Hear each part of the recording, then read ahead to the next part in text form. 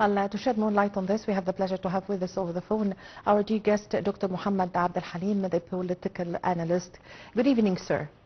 Good evening, ma'am. Well, Dr. Abdel Halim, how did you follow the speech by President Abdel Fattah al-Sisi before the Islamic Arab Summit in Saudi Arabia in Riyadh, and how did you see also the timing of this summit? Well, indeed, the advance of His Excellency, Mr. President Abdel al-Sisi, to Riyadh participate in the extraordinary Islamic Arab Summit at Riyadh, commonly regarded, as a very much crucial one, particularly at this stage, so far as it's commonly regarded the second summit, actually immediately after the striking of the fire at the Strip. And it seems to be quite evident right from the start at the initiation of his own work, the inauguration of his own speech, that, the word of it being represented by the Excellency was predicting, the future. It was to be during the course of the last year when it was that is so, and what is happening on the, the social arena, on the military arena nowadays in Gaza Strip, as much as in Bank.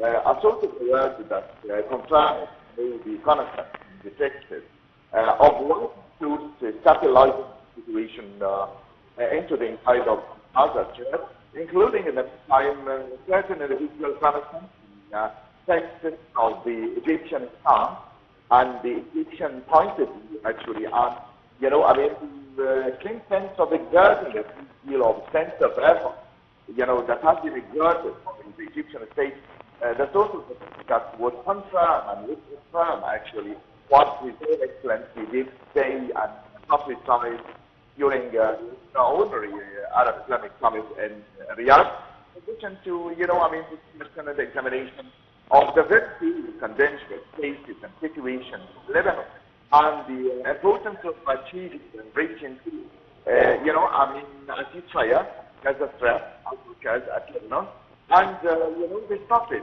of getting into what you might call a sort of territorial, regional, more honorable state, in addition to, the act of preserving the human rights, the very much legal rights of the Palestinian people in establishing their own liberated state on the borderlines of the June 67, headed by Mr. Jerusalem. And this, the thing of it is the wasn't directly engaged, obviously as represents, his point of view at the summit, carrying the large number of messages and very much, indicative, and in the meantime, straightforward initiation, very much indeed.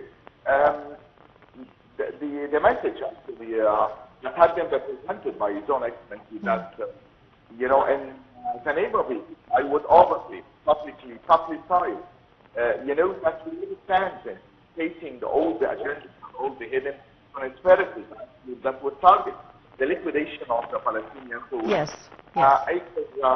Possibly, or even changing the written what you might call, a sort of untrodden place to thought suitable for life. Sort of a thing that we wouldn't really endorse or accept in any conceivable respect under any sort of circumstances or conditions. And we would, reiteratively that the prerequisite, which is a must actually for achieving safety and security and changing from a sort of regional state, the state with instances of struggle and energy to another state of, peaceful territorial land that is based on, development and negotiation.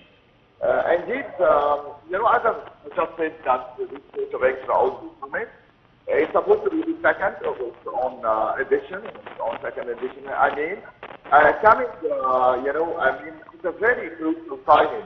It's very much, improved, particularly, opening a large number of grants that are very much coinciding with what you might call the social change, very much significant in the American administration.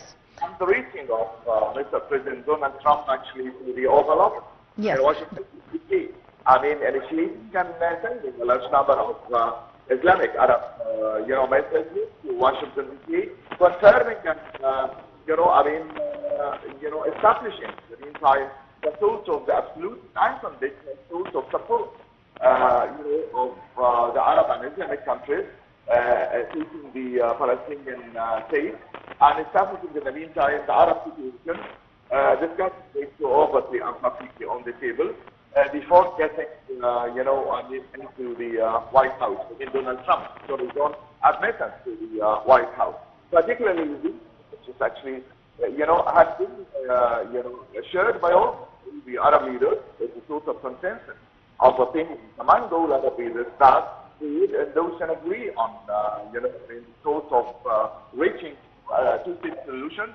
Those presidents, as His Own Excellency Mr. President of Saudi did meet during the course of the summit, such as, His Royal Highness King Abdel II of Jordan, as much as Mr. Nagib Mikati, the Prime Minister of Lebanon. Reaching at the end of the day to certain fixes and consensus actually on the piece of the two-state solution. Indeed, we would have to understand that during the course of, the summit, there had been a large number of, cards of pressure that would have to be brought in this particular summit, and its own second edition, on Israel, on those who are very much, fortifying.